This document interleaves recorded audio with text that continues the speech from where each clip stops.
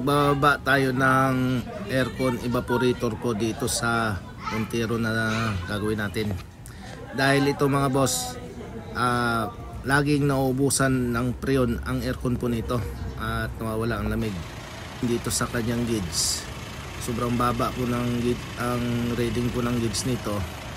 Sabihin po mahina po ang lamig kasi nga mga boss, kulang sa preon ang aircon po nito. Dito naman sa pinaka cabin filter niya mga boss, pinaka filter ng hangin sa aircon, sobrang dumi. Ibig sabihin nito mga boss, barado na po ito.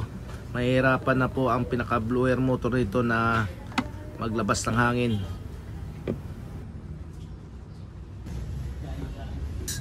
Naibaba na po natin ang kanyang dashboard. Kailangan po kasi tanggalin ang dashboard para po makuha po natin ang kanyang evaporator. Dahil ang evaporator nandito po sa ilalim. Nandito po. Yan.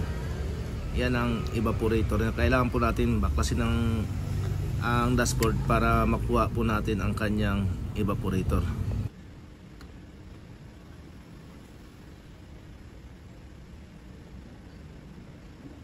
Naibaba na natin ang pinaka housing po ng aircon evaporator. Dahil ang evaporator nito mga boss nandito sa loob.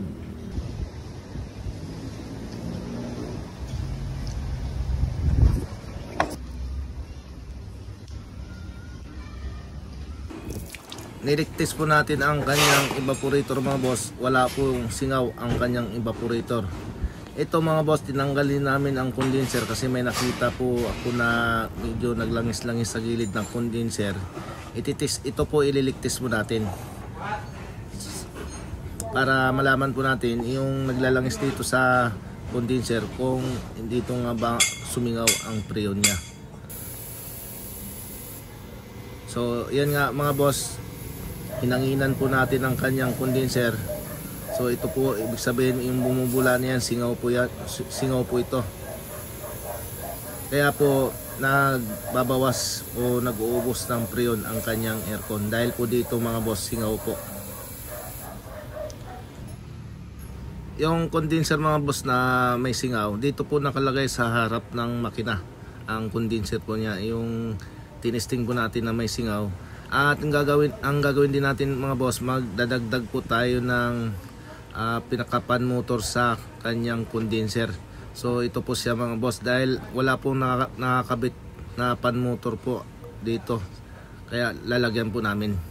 Ang gagawin natin, magpapalit po tayo ng bagong condenser. So ito po ang kanyang condenser bago.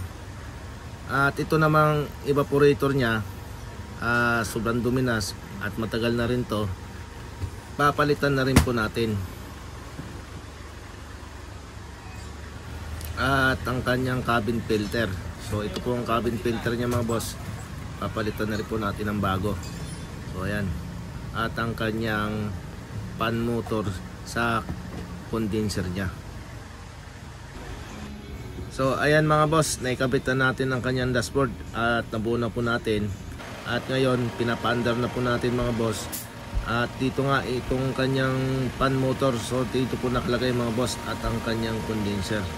So ito mga boss, okay na ito at malamig na po ang kanyang aircon.